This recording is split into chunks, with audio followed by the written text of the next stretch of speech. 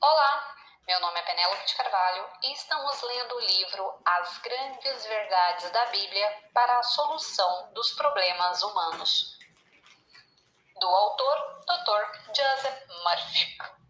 Continuação do capítulo 5. A porta para a verdadeira expressão. Em verdade vos digo, o que não entra pela porta no aprisco das ovelhas, mas sobe por outra parte, esse é ladrão e salteador. Aquele, porém, que entra pela porta, esse é pastor das ovelhas.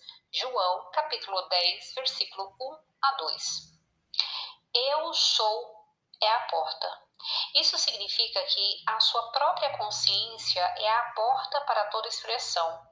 Em outras palavras, você deve ter o equivalente mental fixado no subconsciente, a fim de manifestar o que deseja e o que quer alcançar na vida. Quando tenta realizar externamente o que não sentiu como verdadeiro interiormente, irá inevitavelmente fracassar. Por exemplo, quando um homem afirma ser algo diferente do que realmente sente, como de que é um grande ator, embora não sinta no coração que isso é verdade, está roubando de si mesmo e é o ladrão mencionado nos versículos acima. Deve afirmar e sentir sinceramente que é um grande ator. Além disso, deve dramatizar o papel. Na medida em que continuar a afirmar e sentir que é um grande ator, o poder do subconsciente irá apoiá-lo e ele assumirá concretamente o papel. Os estados da mente concretizados são as ovelhas mencionadas. O sentimento de ser o que você deseja deve sempre preceder o estado concretizado, resultando na manifestação objetiva do que é sentido como verdadeiro subjetivamente. Depois de fazer sair todas as ovelhas que lhe pertencem, vai adiante delas e elas o seguem, porque lhe reconhecem a voz, mas de modo nenhum seguirão o estranho, antes fugirão dele, porque não conhecem a voz dos estranhos. João, capítulo 10, versículo 4 a 5. Você é um estranho quando está simplesmente declarando em palavras que é rico e próspero, quando na verdade não o é. As ovelhas, os estados que deseja concretizar, não o seguirão. Você está meramente se gabando e fingindo. As ovelhas não ouvirão tal voz, porque não é a verdadeira voz. Deve chegar a uma decisão definida de que Deus é a única fonte verdadeira de seu suprimento, que as riquezas de Deus estão circulando em sua vida e que há sempre um excedente divino. Escreva tais verdades com a mente consciente e no subconsciente. Pode fazê-lo através da repetição, fé nas leis da mente e uma expectativa alegre, sabendo que tudo o que transmite ou grava no subconsciente irá se consumar. Deve sentir a verdade do que afirma. O subconsciente aceita a sua convicção. O que realmente acredita na mente consciente será aceito pelo subconsciente. Meros verbalismos não são suficientes. Muitas pessoas afirmam prosperidade, sucesso e riqueza, mas a convicção subconsciente é, na verdade, de carência, limitação e fracasso. O consciente e o subconsciente devem sincronizar e concordar. Quando os dois estão de acordo, a prece é atendida. Pense bem e descobrirá que não é difícil compreender que Deus é a única fonte de saúde, riqueza, paz e inspiração de todas as coisas. Há apenas uma única fonte. Tudo aquilo que você vê saiu da mente do homem ou da mente do infinito. A riqueza é um estado da mente. A pobreza é um estado da mente. Tudo o que lhe acontece é uma decorrência do que acredita. Todos quantos vieram antes de mim são ladrões e salteadores, mas as ovelhas não lhes deram ouvidos. João, capítulo 10, versículo 8. Certa ocasião, ouvi um clérigo dizer a um auditório que esse versículo significa que todas as religiões anteriores ao cristianismo eram falsas. Evidentemente, é uma tremenda estupidez e absurdo, pois Deus não faz acepção de pessoas. Atos, capítulo 10, versículo 34.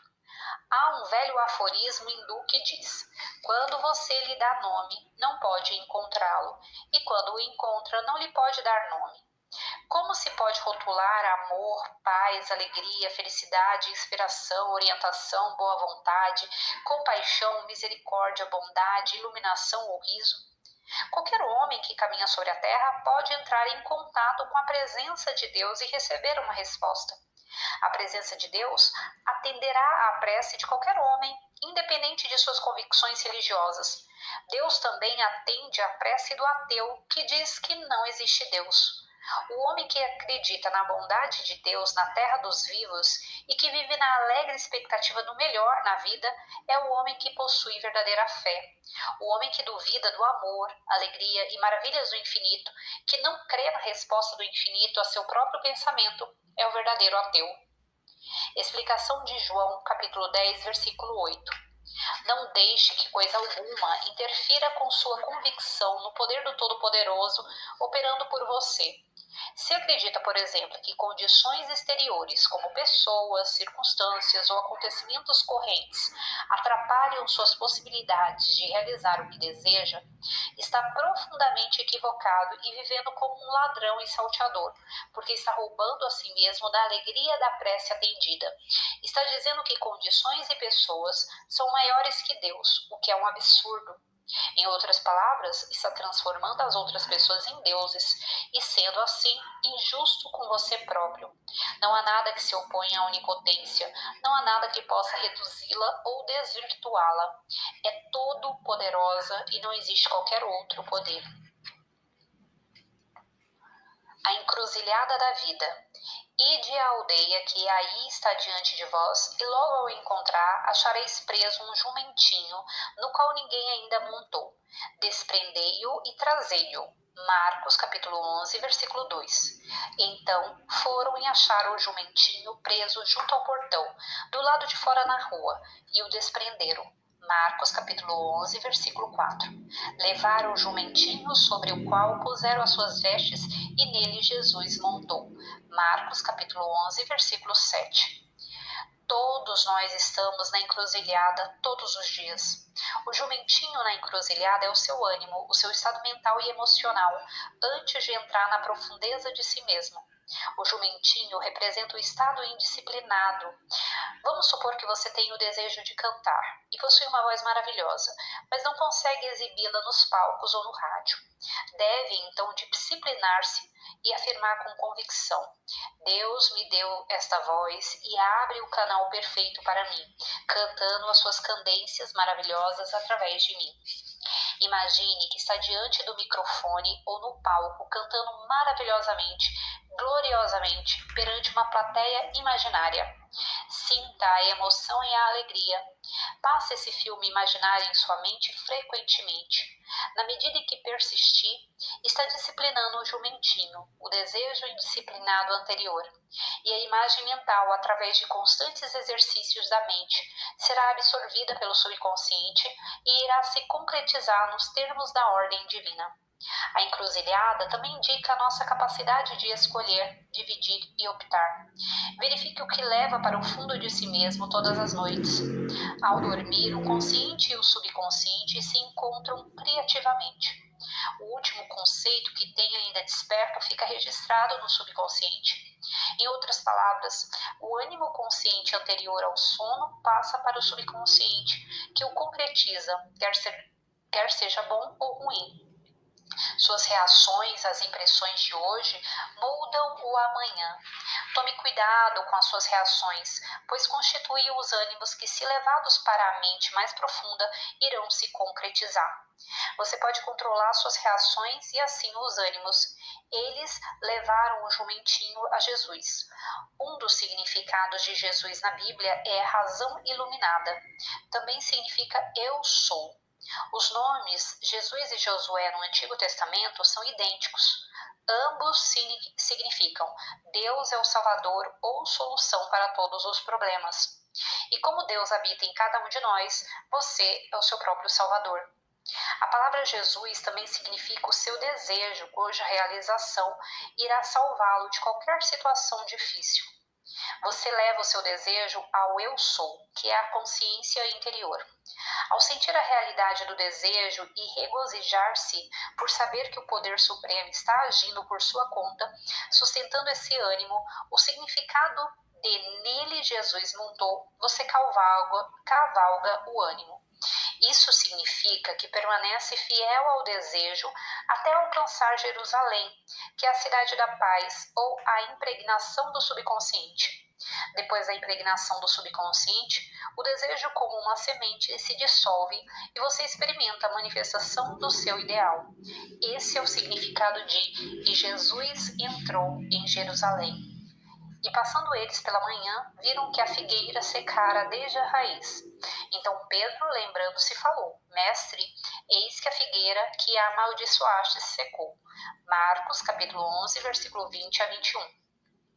Uma completa rejeição da carência, uma recusa em aceitar a limitação ou a aceitação do fracasso, faz com que define e seque a ideia de carência. Nunca jamais coma alguém fruto de ti. Marcos capítulo 11, versículo 14.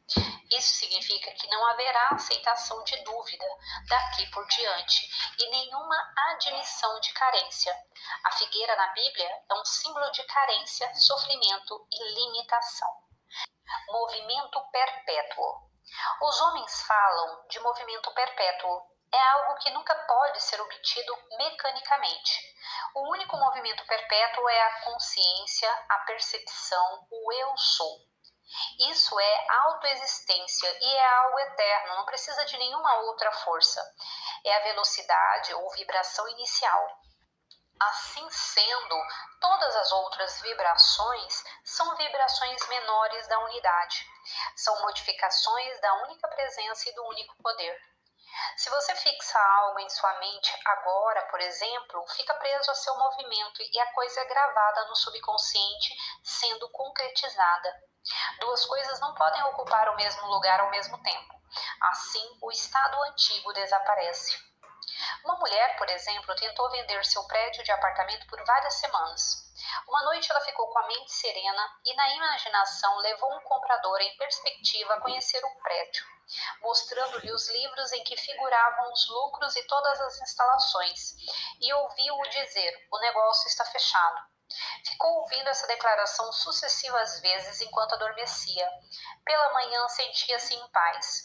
O movimento de sua mente em relação à venda cessara. Conseguira alcançar uma concretização subjetiva do seu desejo e estava em paz. Não tinha mais qualquer desejo pelo qual rezar. Naquele mesmo dia, um homem foi procurá-la, examinou o prédio e fechou o negócio. O preço era certo, o comprador era certo e o tempo era certo. O poder da fé cega. Numa das minhas viagens à Europa, conheci um parente distante que me contou uma experiência muito interessante que lhe acontecera. O pai dele estava morrendo de câncer e viera da Austrália para visitá-lo. Ao se encontrar com o pai, disse-lhe imediatamente: Papai, trouxe-lhe algo maravilhoso, um pedaço da verdadeira cruz. Tem curado muitas pessoas. Não posso retê-lo. Tenho que devolver ao bispo que me emprestou em troca de uma quantia considerável a fim de curá-lo. E encostou no pai aquele pedaço de madeira da suposta cruz verdadeira. Naquela noite, o pai dormiu com um pedaço de madeira sobre o peito. Teve uma cura completa. É claro que toda a história havia sido inventada pelo filho. O fragmento de madeira fora apanhado ao acaso em Sydney, na Austrália.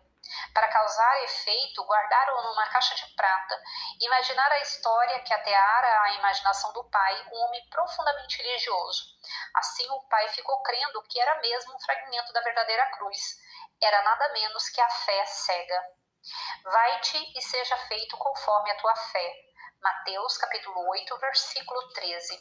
O pai teve uma cura instantânea que foi decorrência da completa aceitação do poder mágico do contato do que acreditava ser um fragmento da verdadeira cruz. Paracelso disse: não importa que o objeto de sua fé seja verdadeiro ou falso, obterá os mesmos resultados. Não tente destruir as convicções dos outros, nem incutir-lhes uma nova filosofia. Os outros podem não estar prontos para isso. As convicções que acalentam constituem a sua muleta. Se tirar a muleta, inevitavelmente cairão. Eleve-os em sua mente e coração, e saiba que a luz curativa de Deus flui através deles em amor transcendental, e que o Espírito da verdade leva todos a se encontrarem. Seu objetivo na vida. Se você tem uma arma e está engatilhada, pronta para atirar, pode mirá-la na direção que escolher. Muda de direção ou de alvo à vontade, mas perde todo e qualquer controle no momento em que puxa o gatilho. Não pode mais controlar a direção ou o efeito. Da mesma forma, quando está concentrado num ânimo de carência ou fracasso, assim dormindo, reproduz e colhe o resultado. A língua inglesa é chamada a língua dos anjos. Um anjo é uma atitude da mente, um mensageiro de Deus. Também significa o ângulo para o qual você aponta. Existem incontáveis anjos ou atitudes da mente. Portanto, o seu ânimo é que determina se é um objetivo bom ou ruim, um anjo bom ou um anjo ruim. Discipline a atitude da mente e contemple o que é maravilhoso e proveitoso. Sua câmara possui uma lente. Focalize-a corretamente até ver o objetivo ou pessoa nitidamente. Depois tire um instantâneo. Da mesma forma, seu ângulo ou foco deve estar sintonizado e focalizado com seu ideal. Você dá nome a todos os animais. A Bíblia diz que Adão deu nomes a todos os animais, estados animados de consciência, emoções, ânimos, sentimentos. Cada homem é Adão. Você dá nome a todos os animais. Quer se sentir feliz? Quer se sentir triste? Quer se sentir irado, deprimido, alegre ou ressentido? Você dá nome a todos os animais. Cada fato natural pode ser encarado como um símbolo de algum fato espiritual. Todas as aparências na natureza correspondem a algum estado da mente. Pode-se dizer, por exemplo, que um homem num acesso de raiva é um leão, um homem esperto e astucioso é uma raposa, um homem com uma convicção profunda é como uma rocha, um homem espiritualizado é como uma tocha para os outros, um cordeiro simboliza inocência, uma serpente é traiçoeira, as flores expressam beleza. Quando a Bíblia fala em luz e trevas, está se referindo a conhecimento de Deus e ignorância da verdade. Todos nós estamos sujeitos a ânimos incontáveis ao longo do dia. Se você vai dormir com a soma dos ânimos do dia, terá experiências específicas no dia seguinte, a menos que neutralize esses ânimos pela contemplação das verdades de Deus antes de dormir. O inferior está sempre sujeito ao superior. As verdades espirituais possuem as vibrações mais altas. Seus ânimos são produzidos pelas reações aos eventos, experiências e notícias do dia. Se uma pessoa amada lhe conta um desastre terrível e você sente compaixão, torna-se unido a ela e identifica-se com os aspectos mórbidos da situação. Assim sendo, vai expressar carência, não poderá ajudá-la dessa maneira. O que importa não é o que lhe acontece, mas sim como pensa a respeito. Você pode elevar a pessoa em seus pensamentos pela prática da presença de Deus, ou pode afundar junto nas areias movediças. Enviou-lhes a sua palavra e os curou. Salmos 107, versículo 20. Bom, finalizamos aqui o capítulo 5 e no próximo áudio iniciaremos o capítulo 6. Tchau, tchau!